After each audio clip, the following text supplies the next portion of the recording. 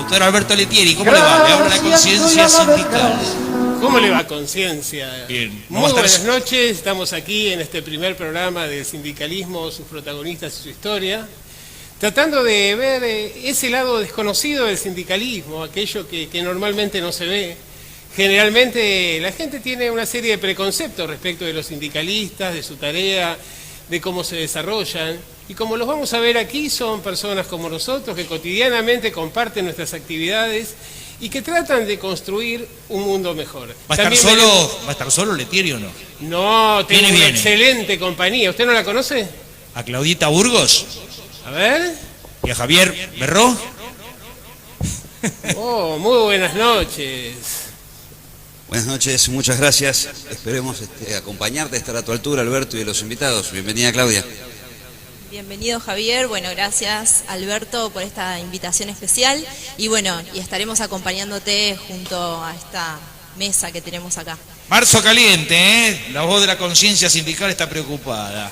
Marzo caliente. Sí, con empleados estatales, con docentes. Y abril, que parece no ser lo menos, ¿no es cierto? En realidad parece que en marzo estallaron todas aquellas presunciones que teníamos desde mucho tiempo atrás respecto de los problemas que se iban a generar en la Argentina a partir de la aplicación de un plan económico que tiene muchas similitudes con el de la dictadura cívico-militar, pero aplicado en un contexto democrático.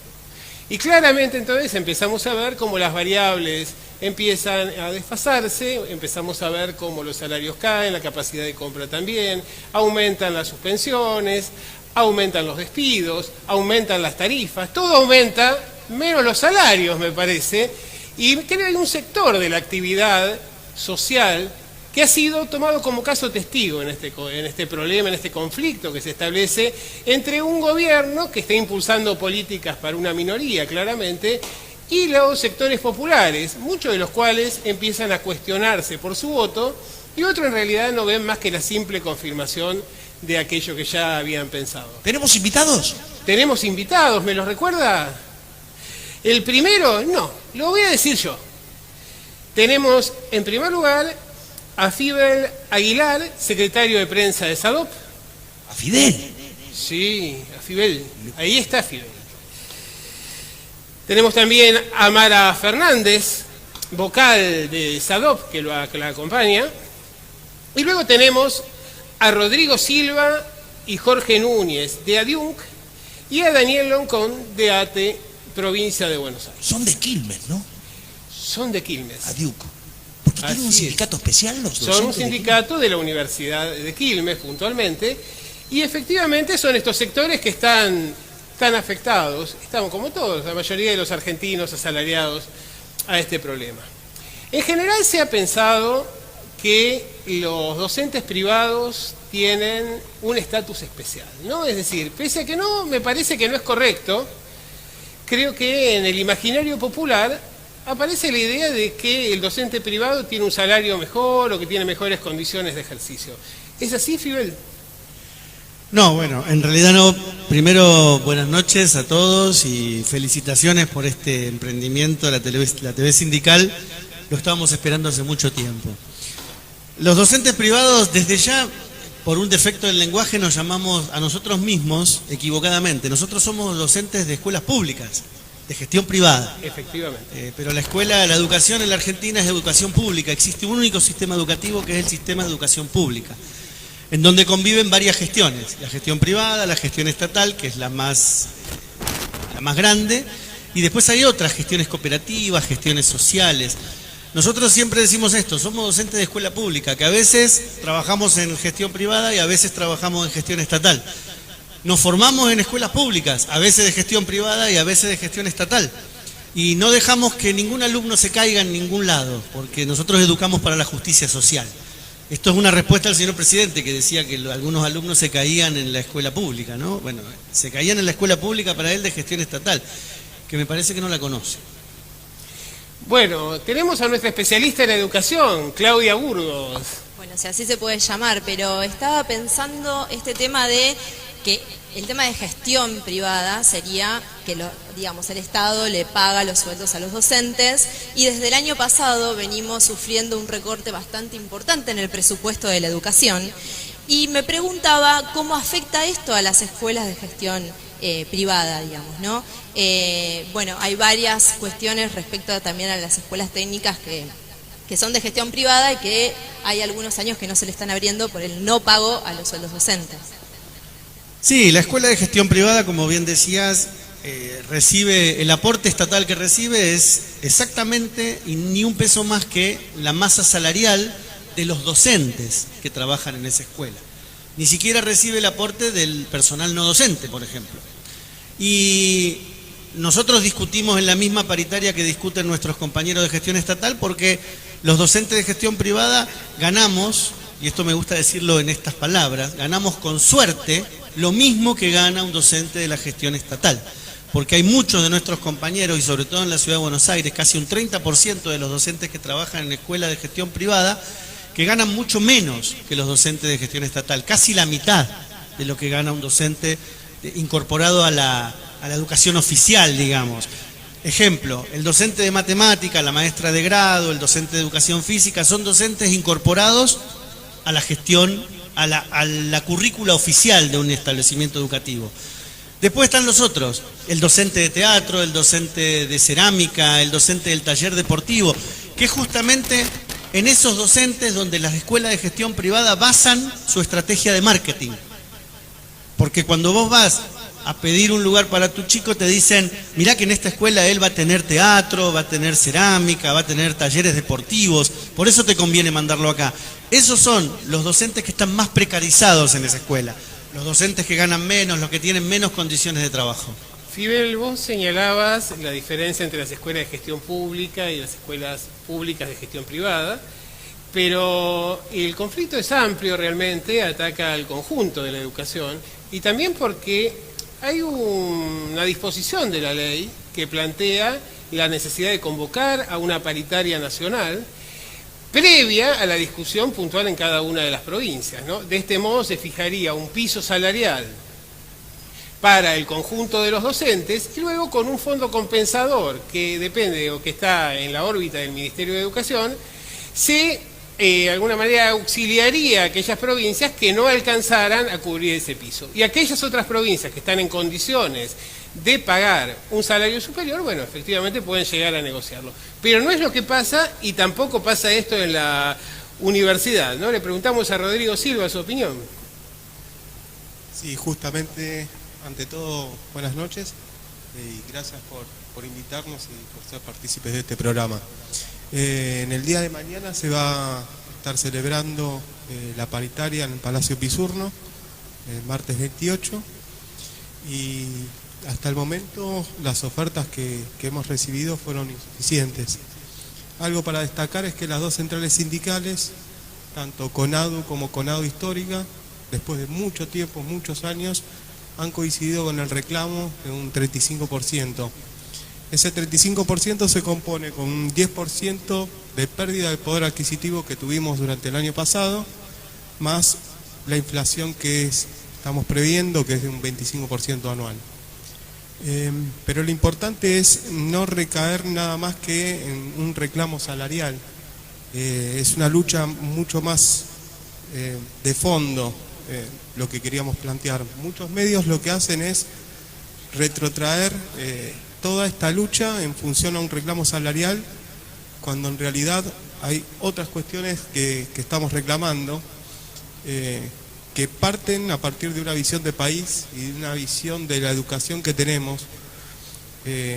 Hubo una serie de recortes a programas, Profite, la universidad hace muy poquito abrió una escuela técnica también, en el año 2014, el presupuesto aprobado para el año 2015 recién se pagó, corregime si no es así Jorge, en diciembre de 2016, y el presupuesto del 2017 de 2016 todavía no se giró.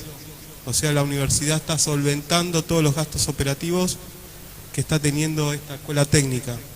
Se está haciendo cargo del comedor, se está haciendo cargo de los sueldos docentes con recursos propios de la universidad. Perdón, Mara, contanos tu experiencia, vos que lo ves desde acá, ¿cómo es esa problemática? ¿Cómo la vivís? A ver, el tema centrado en la paritaria nacional y por qué exigimos, porque como bien dice el compañero, no solamente reclamamos lo que es estrictamente salarial, sino que las condiciones laborales de los docentes van mucho más allá de lo estrictamente, de lo que queremos como aumento para el salario. Es la infraestructura, son todas las condiciones edilicias. Así que bueno, en realidad y sobre todo la paritaria nacional lo que trae aparejado es la equidad, que todos los docentes de toda la República Argentina tengamos asegurados un salario digno. Sí, sí. Diego Caramés, en los reclamos Diego Caramés está en ATE en formación docente. Justamente para ver que los reclamos no se limitan exclusivamente a la cuestión salarial, sino que también tienen que ver con la cualificación de la tarea del docente. Vemos que en este caso ATE está formando un espacio justamente orientado a la cuestión de la formación. Sí, bueno, buenas noches. Al igual que los compañeros, agradecer la invitación. Creo que se está señalando algo que es muy importante, me parece que es muy importante para dar la discusión en particular con el gobierno, que es algo muy complicado que hacen con las palabras, ¿no? Tiene un modo de enloquecer las palabras, de decir una cosa y hacer otra, ¿no? Digo, la palabra quizás, el latiguillo que más circula, con el que salieron a confrontar las políticas de los últimos 12 años, es la idea de calidad, ¿no? Se habría hecho malamente una política de inclusión y ellos lo que proponen es ir por la calidad educativa. Bueno, la calidad educativa, fundamentalmente el Ministerio de Educación, tiene una instancia específica que es el INFOD, el Instituto Nacional de Formación Docente, se creó en el 2006, hay una ley, la 26206, se puso en funcionamiento en el 2007 y a partir de ahí se desarrollaron una serie de programas importantísimos de formación docente y hay algo que hay que decir porque también hay algo muy malicioso en el modo que aparece el trabajador docente, que es la idea de que el trabajador docente no está preocupado por su formación. Y lo que hay que decir es, los primeros, los que más profundamente lucharon por la mejora de las condiciones y de su propia formación son los docentes. Es decir, el INFOD, el Instituto Nacional de Formación Docente, que hoy la gestión macrista está de alguna manera vaciando de un modo bastante importante. Vos comentabas al comienzo que este año de alguna manera avanzaron de un modo, bueno, en el INFOD tuvimos de alguna manera, fuimos la vanguardia, en diciembre del año pasado empezó este vaciamiento muy profundo y uno de los lugares donde se está atacando particularmente es justamente la formación permanente. Hay un programa muy importante que es el programa Nuestra Escuela, que tristemente cobramos mucha notoriedad en diciembre porque fue un programa que quisieron cerrar, es decir, dejar afuera 2.600 trabajadores que se encargaban fundamentalmente de garantizar el derecho docente a la formación permanente. Lo que quiero subrayar es esto, en la mesa paritaria una de las cuestiones que se pone en discusión es la formación docente, es decir, cuáles son las estrategias, cuáles son las herramientas, con qué capacidades técnicas. Bien, al no dar la discusión en la mesa paritaria, todas estas instancias mediante las cuales se podría desplegar la calidad docente, el perfeccionamiento, son justamente estas las que está bloqueando el gobierno nacional al no abrir la mesa paritaria. Bueno, y como vos decís, Diego, esa formación estaba centralizada en lo que es el gobierno nacional. Y esa formación la tomaban tanto los docentes de régimen privado como también los docentes estatales que trabajan en las escuelas públicas. Danielo, ¿cómo estás? Hay un discurso en la sociedad en el cual se está instaurando la diferencia entre el docente de la escuela privada y el docente de la escuela estatal. ¿Cómo lo ve el gremio a esa diferenciación, olvidándonos que es un trabajador de la cultura el docente? Sí, primero, buenas noches, gracias por la invitación al programa. Me parece la verdad que una muy buena idea tener un espacio local. Como bien decía al principio,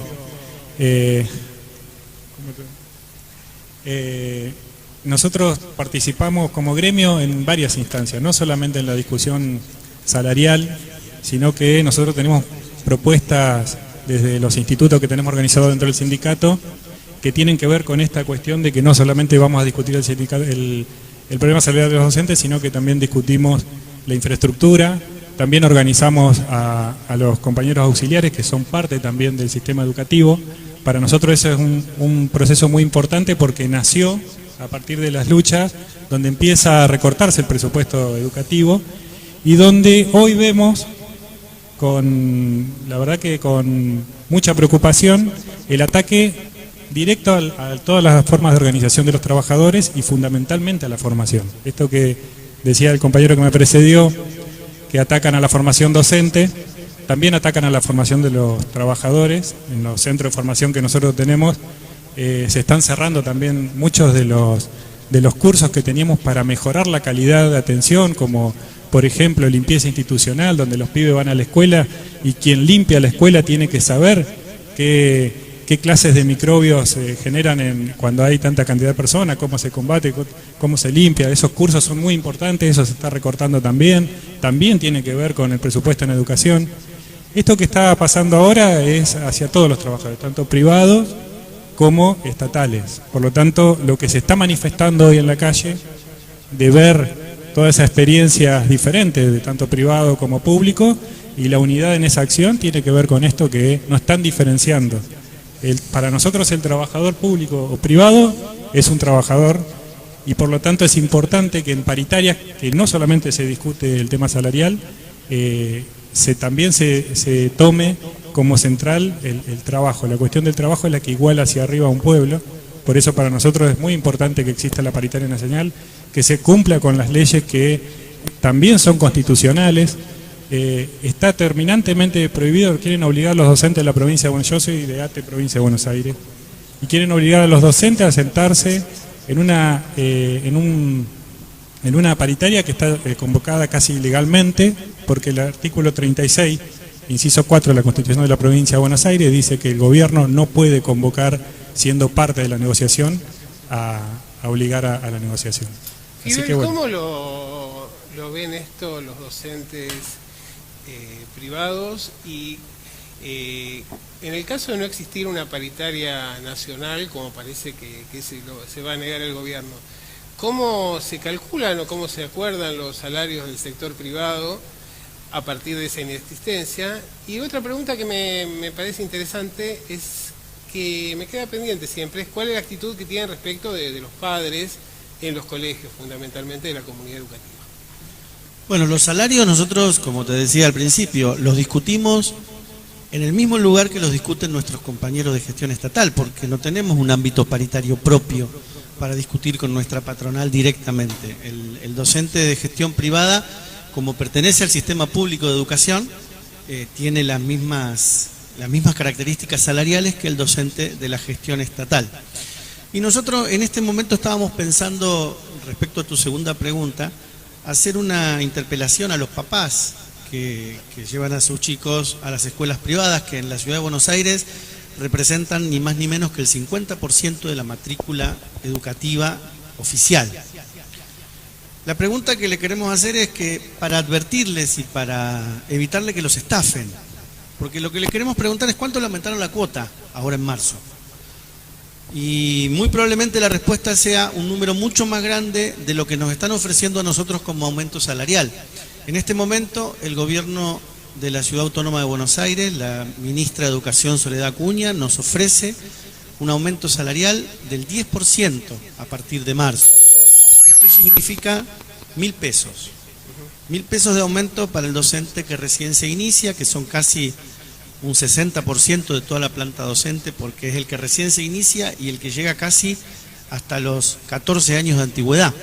Ese docente va a tener un aumento de, repito, 1.000 pesos a partir del mes de marzo, y ese aumento va a ser lo único que reciba hasta el mes de agosto. Recién con el salario de agosto que se cobra en septiembre va a cobrar el otro puchito que nos ofrecen, que es el 8%.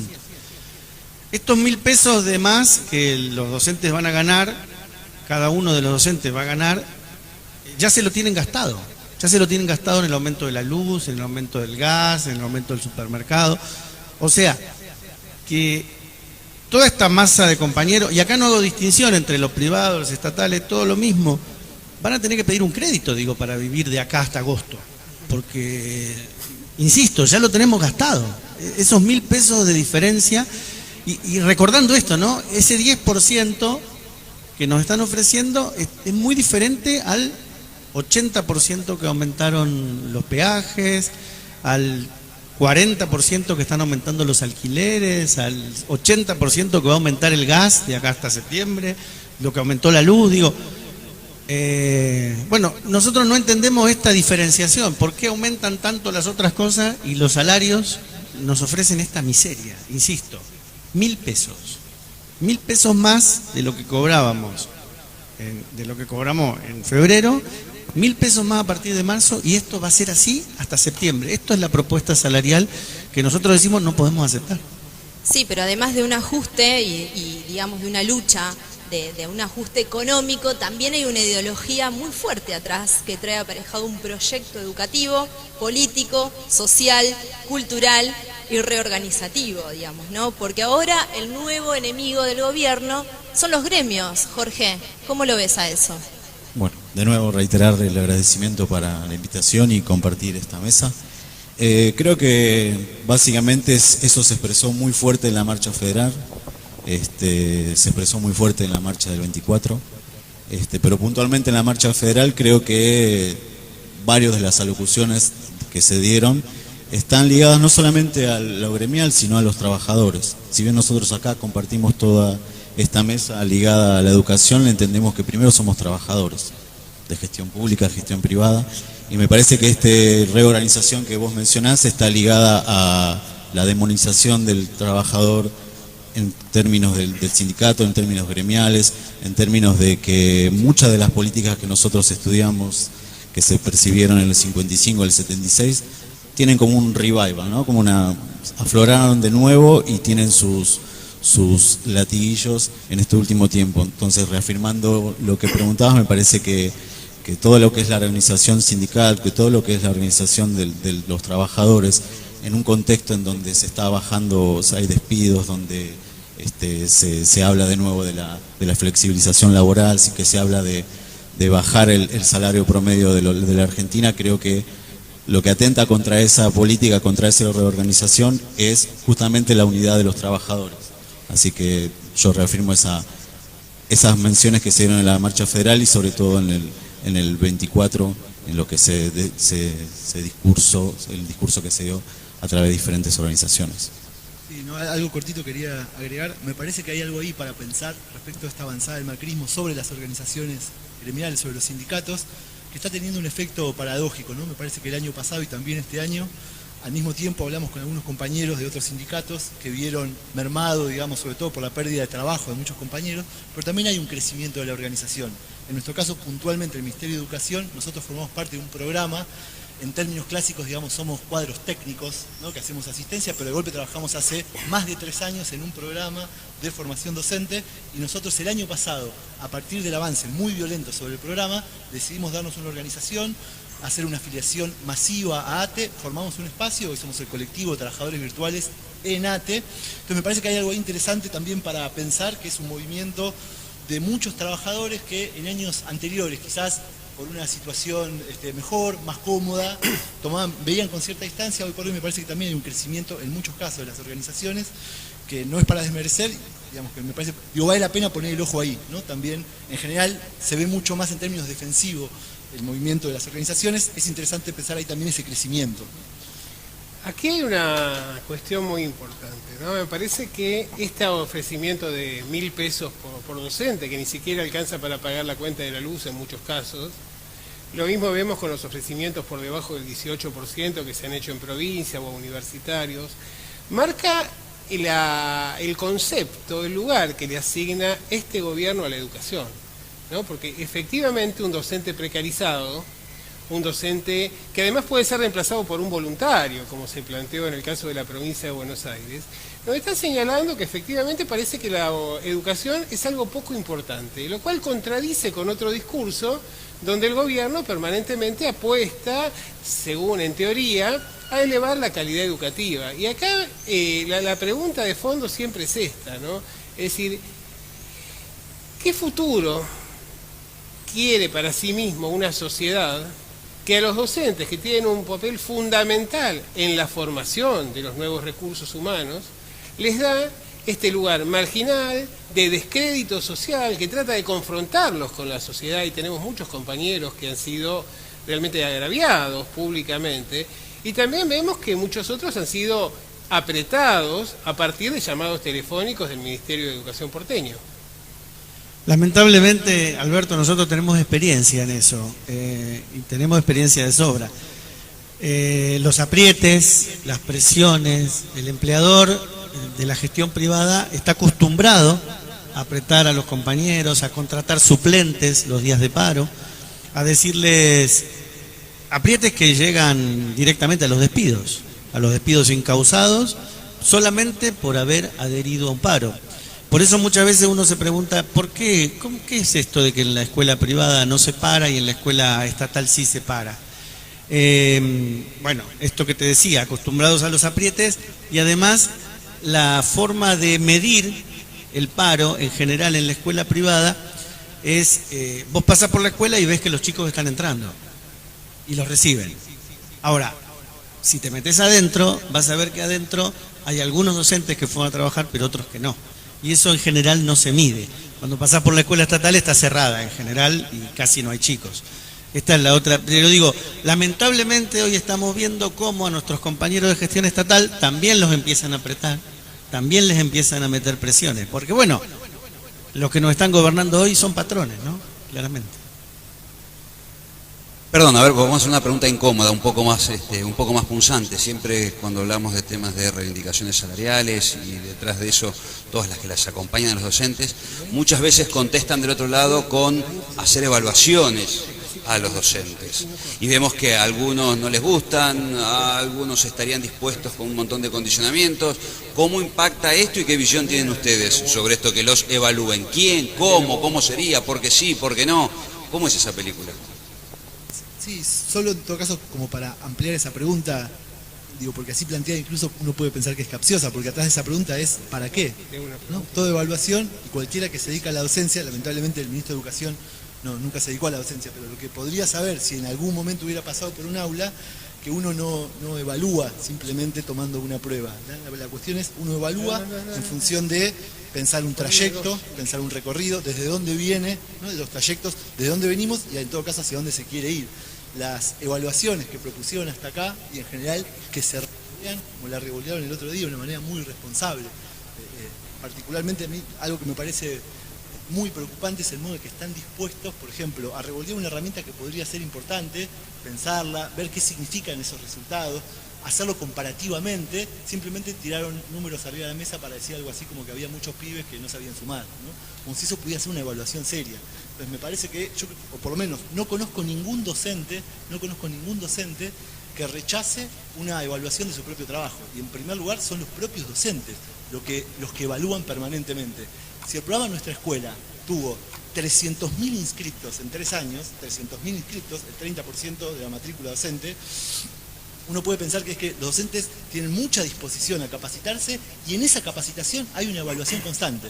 Son módulos bimestrales con 2 evaluaciones, al final de cada cuatrimestre hay una evaluación y al final de todo hay una evaluación global. Es decir, hay una evaluación constante. Evidentemente, me parece, el Ministerio no tiene mucha idea sobre los propios programas que trabajan sobre eso y en todo caso está muy preocupado por ver algunos criterios internacionales, pero de nuevo, ni siquiera pensando para qué esas evaluaciones podrían tener algún resultado. Entonces, la discusión hay que darla a fondo respecto de para qué uno quiere evaluar, qué educación está pensando, y yo diría, los docentes son los primeros involucrados y los primeros que van a poner el cuerpo en esa cuestión. Fíjense, una de las cosas que se tienen que tratar en esta paritaria, justamente la ampliación del Profite, que es un programa para finalización de tesis, que se aplica tanto a nivel posgrado, maestría, doctorado, y que este nuevo gobierno lo ha recortado de una manera bastante salvaje. Y ahí quiero detenerme en el doble discurso que están realizando. Por un lado, Bullrich sostiene de que quiere ver a los docentes mejor capacitados y demás, y por el otro lado nos recortan un montón de vías las cuales los docentes usan para seguir capacitándose. Es bastante contradictorio el discurso del ministro. Aquí los representantes de SADOP creo que tienen un compromiso sindical. Lamentablemente nos retrasamos un poco y en este primer día de emisión de la programación más completa del canal, pero no, evidentemente nos visitarán muy pronto nuevamente. Y queríamos que nos dejaran una reflexión respecto de cómo ven la situación y cómo se encamina a futuro. Nosotros como dirigentes sindicales tenemos una responsabilidad. Los conflictos, el dirigente tiene la responsabilidad de encontrar la salida al conflicto. Nosotros queremos encontrar la salida al conflicto, queremos resolver este conflicto porque queremos volver al aula, queremos estar en el aula, queremos comenzar nuestro ciclo lectivo de la mejor manera, estar con los chicos, es nuestro lugar natural. Por eso le pedimos al gobierno de la ciudad, le pedimos al señor Horacio Rodríguez Larreta, al ministro Bullrich, a la ministra Soledad Acuña, al presidente de la Nación. Necesitamos resolver este conflicto. Es muy poco lo que pedimos. Como decía el compañero, todos nosotros estamos pidiendo un 35% de aumento, el 10% que nos deben del año pasado y el 25% para este año.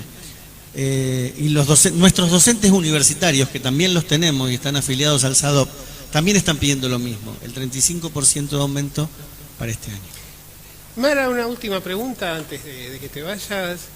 ¿Cómo es el lugar de la mujer dentro del sindicalismo? Porque en realidad el otro día estuvimos haciendo una serie de entrevistas con Osvaldo, con Claudia en la marcha del 24, y en realidad era muy escasa, si bien había muchas mujeres participando, no desde la dirigencia, ¿no? ¿Por qué? ¿A qué se debe esto? Casualmente le comentaba acá a mi compañero, en esta mesa soy la única mujer. Entonces, llamativamente, dentro de los invitados, y después se sumó por suerte la compañera, y eso es llamativo. Es un cambio cultural, no hay dudas.